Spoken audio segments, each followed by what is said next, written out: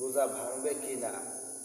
যদি কোনো রোজাদার ব্যক্তি চোখে মলম অথবা ডোরক নেয় তাহলে তাহার রোজা ভাঙবে না, কোনো ক্ষয়ক্ষতি মাত্র ইত্যাদি কিছুই হবে না। 2 নম্বর প্রশ্ন, নাকে এবং কানে তেল বা ডোরক নিলে রোজা ভাঙবে কি না।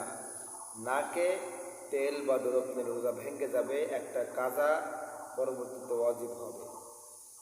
আর কানে তেল নেওয়ার ক্ষেত্রে উলামায়ে কেরামগণের মধ্যে মতভেদ আছে। কেউ বলে রোজা ভাঙবে, একটা কাজা ওয়াজিব হবে, কেউ বলে ভাঙবে না। তবে ডোরক নেওয়ার ক্ষেত্রে কানে ডোরক নেওয়ার ক্ষেত্রে যদি ডোরকের সেই ওষুধটা যদি তার মুখে চলে আসে তাহলে হয়তো রোজা মাকরুহ হবে। 3 নম্বর প্রশ্ন, রোজার নিয়ত না করে রোজা রাখলে হবে কি না। রোজার নিয়ত ছাড়া যদি সে রোজা রাখে তাহলে তাহার রোজা আদায় হবে না। নিয়ত ছাড়া কোনো আমলই আল্লাহ তাআলার কাছে গ্রহণযোগ্য নয়। ওজন্য প্রত্যেক দিনের রোজার নিয়ত প্রত্যেক দিন করা আবশ্যক।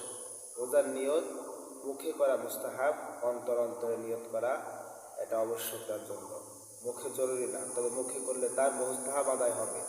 4 নম্বর হলো গিয়ে মুখে পান রেখে ঘুমিয়ে গেলে তার রোজা ভাঙবে কি না।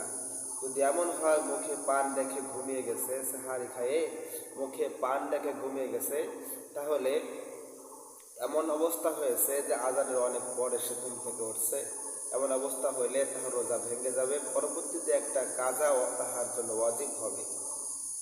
পেশাব বা পায়খানার রাস্তা দিয়ে ওষুধ প্রবেশ করালে তাহার রোজা ভাঙবে কিনা। পেশাব বা পায়খানার রাস্তা দিয়ে ঔষধ প্রবেশ করাইলে তাহার রোজা ভেঙে যাবে, একটা কাজা ওয়াজিব হবে, কাফারা নয়।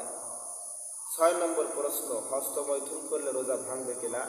হস্তমৈথুন করলে তাহার রোজা ভেঙে যাবে, পরবর্তীতে একটা কাজা ওয়াজিব হবে, কাফারা আদায় করতে হবে না।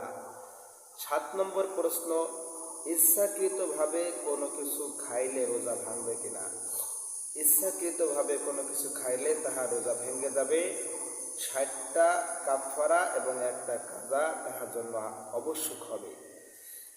যদি 60টা কাফারা দিতে না পারে তাহলে 60 জন ফকিরকে 2 বেলা খাওয়া দিতে হবে, অথবা ওই পরিমাণ খাদ্য শস্য গম ইত্যাদি দিয়ে দিতে হবে।